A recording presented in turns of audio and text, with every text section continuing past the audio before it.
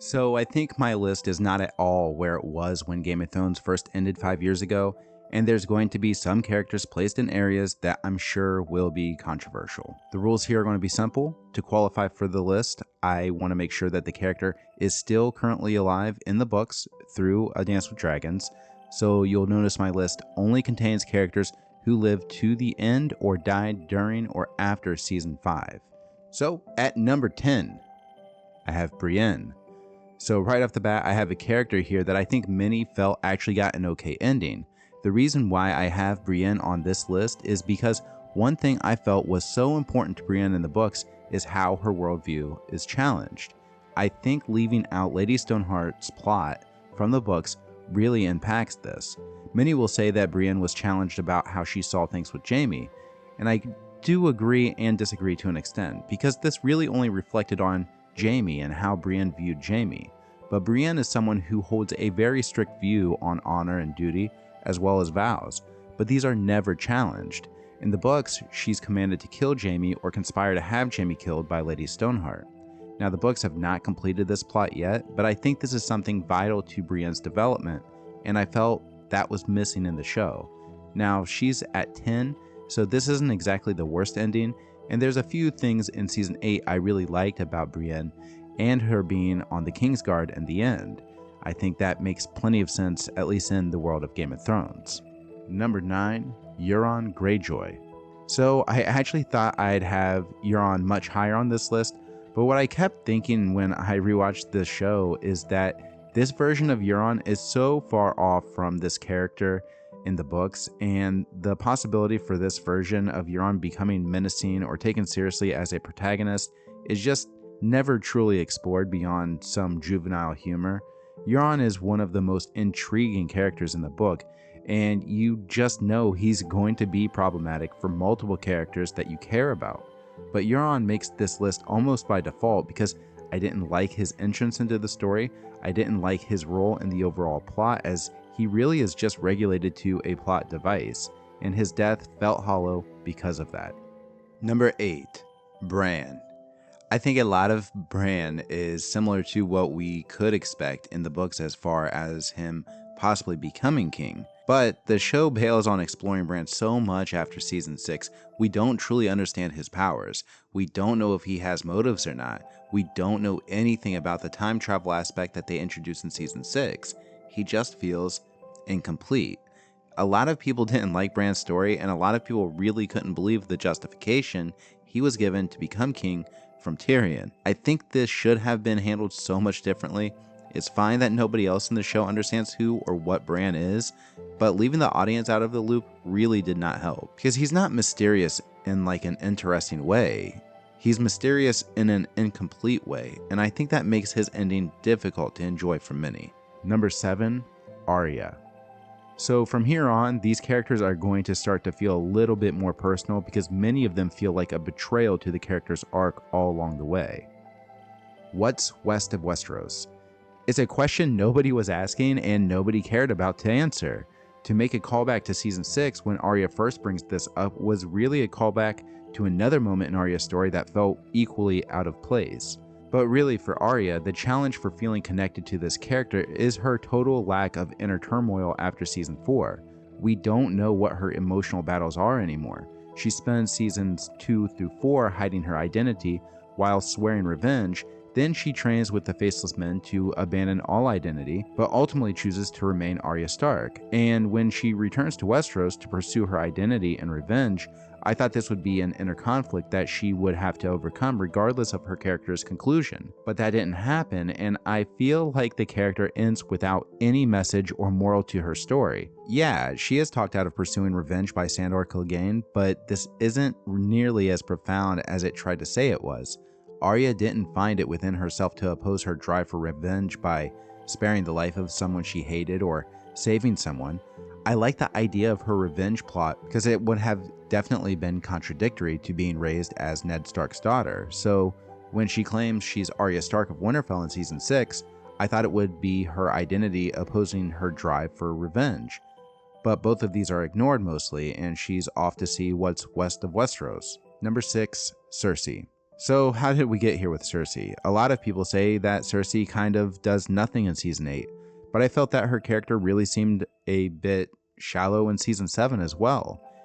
And the biggest issue that many point to is that there was just zero consequences for her blowing up the Sept of Baelor. Now, if you want to criticize her last episode when she essentially watches the entire city burn while she watches on from the castle, I actually don't mind that. Part of Cersei's character is her stubbornness and how she is always the last one to know that her schemes are failures, because she's not nearly as smart as she thinks she is, as was stated to her in the show by her father Tywin Lannister. The idea that Cersei almost becomes sympathetic in her last moments is understandable because of how it is framed, and I wish I had something to say about that, but I don't, and I don't like it. If you watch the inside the episode after episode 5 in season 8, you'll notice that when talking about Jaime and Cersei's deaths, they only focus on what it means for Jaime, because there's nothing to say about Cersei here, which is why her ending is disappointing. There is nothing to say. Not that we were left speechless in awe as an audience. We're left speechless because there's nothing. Her death was empty. Number 5, Stannis. So a lot of the books and the show build up what a great military commander Stannis is, and various characters agree with this notion. And to have him seemingly outsmarted by the Boltons did feel hollow for a lot of fans. Even Brienne striking the killing blow seemed empty. This happens immediately after Stannis sacrifices his daughter Shireen to the Lord of Light, and for many, I'm sure this felt like the moment that Stannis will never be able to be redeemed, and I get that. I agree. The next episode, his wife commits suicide because she couldn't live with her decision to sacrifice Shireen. But Stannis doesn't live with this decision at all, and he doesn't have to deal with the fact that his wife killed herself or that he sacrificed his own daughter, and there's no exploration of if he feels regret or really anything. And I felt like this was a missed opportunity. Considering the show abandons much of the northern plot with Stannis, Davos, Jon, Asha Greyjoy, and the Wildlings, this was one of the moments that really felt like a character's death was rushed and not given much thought. There's a lot of Stannis loyalists out there, I'm sure, that wish I'd dig deeper into this, but there's more characters to get to. But Stannis' death really just feels like it needed to happen because the show wanted to hurry up to the direct conflict between Jon and Ramsay in season 6. They wanted the Battle of the Bastards. Number 4, Jon Snow. I do not care that Jon did not become king. I do not care that Jon's claim as true heir is not mentioned by anyone after he kills Daenerys. I don't care that R+L=J was only used as a way to trigger Daenerys' Mad Queen climax. I don't care that Jon had no thoughts about learning he wasn't actually a bastard at all. I do not care that Jon didn't kill the Night King or even finally have a fight with the Night King, and you need to feel exactly just like that to disagree with Jon being on this list. Because I am definitely being sarcastic. If Jon's plot doesn't have him become king, if his claim to heir isn't important to anyone at the final council in the Dragon Pit, if R+L=J only served to trigger Daenerys, if Jon doesn't have any thoughts or feelings about finding out who his parents are, or that he's literally the furthest thing from a bastard, and if a confrontation of some sort with the Night King is not important, then what is? For all those plot points that have been building for 8 seasons, what was important about any of them? The only thing any of it led to was Daenerys feeling threatened and rejected by Jon. But man, if that's not disappointing to you narratively, there's really nothing else for me to say here. Number 3, Littlefinger. So I actually don't have a problem with Littlefinger ultimately being outplayed by Sansa. And you can make the argument that Feast for Crows and the Winds of Winter sample chapter started to develop this plot's inception a bit, although I admit this is very speculative, so maybe it doesn't go that way. But I could see Sansa outplaying Littlefinger in the end. However, that's not really what we saw, is it? Even though this is what the show implies, and I just released a video about this subject if you want to check that out, but Littlefinger stopped being Littlefinger after season 5. And his schemes and ulterior motives became much less calculated and sophisticated, and instead became convoluted or, contrastly, obvious. When they were convoluted in season 5, his schemes ultimately went nowhere, and when they were obvious in season 7, he was just killed. What we got in earlier seasons of Littlefinger was similar to the book mostly, where he'd have his schemes as he befriended everyone, and by season 4, all of those schemes were revealed to us in a way that at least felt like a payoff. From season 5 onward, his schemes never are explained. We don't know what he's doing, and at first that's fine because we're expecting it to all click into place later. But it doesn't.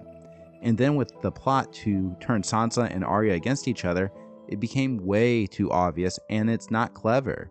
So when Littlefinger was killed, the impact of this was missed on a lot of people because he just wasn't the same character that he was before. A part of me feels like he was killed off because it would have required way too much creativity to find a role for him in season 8.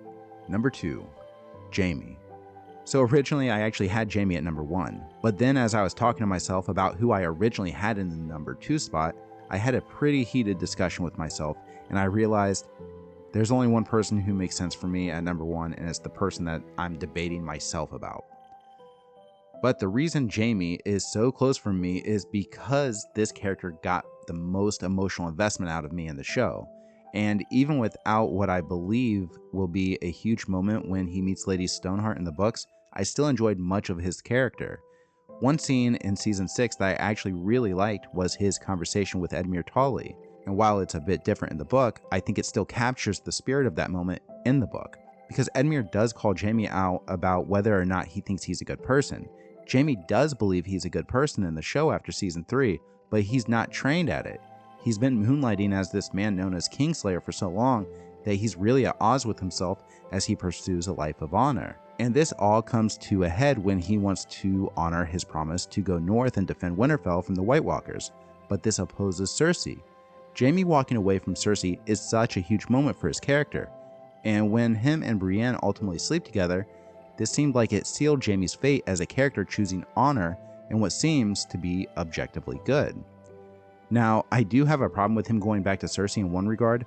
I like the idea that they needed one more final confrontation. I don't mind that he believes he's choosing Cersei.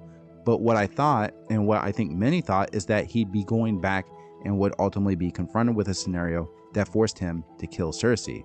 And that would also fulfill Cersei's prophecy, the Maggie the Frog prophecy, if you care about that kind of thing. And Jaime would kill Cersei for an objective, good reason, to protect people.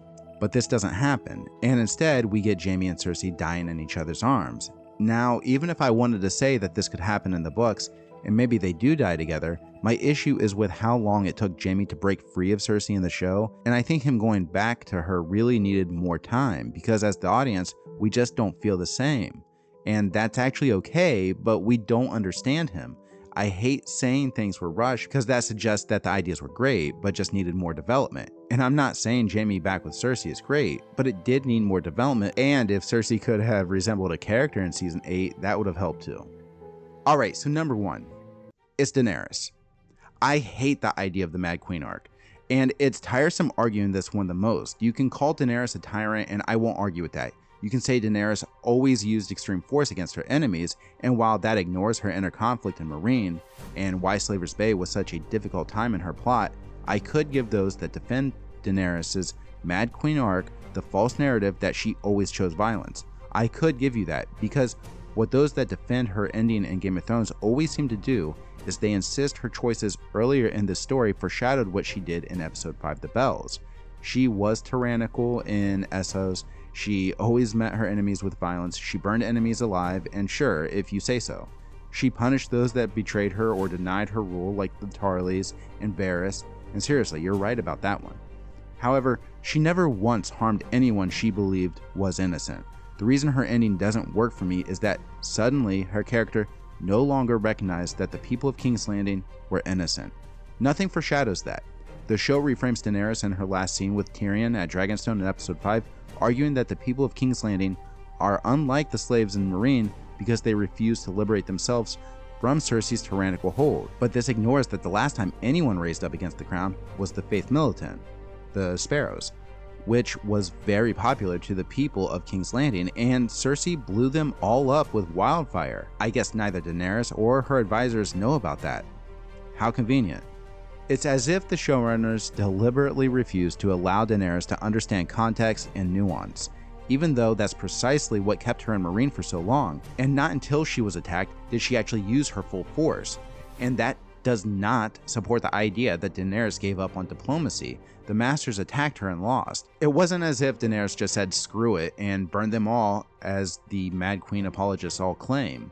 I disagree with almost everything that makes the Mad Queen arc work in this story. Even book fans will argue for the Mad Queen arc too, so you're not alone, show only fans, okay? But to argue that this Mad Queen arc is being foreshadowed, all of Daenerys' bad actions become so black and white when you defend this, and suddenly the world built around gray characters whose hearts are in conflict with themselves goes right out the window, essentially ignoring George R. R. Martin's own guiding principle when writing these characters.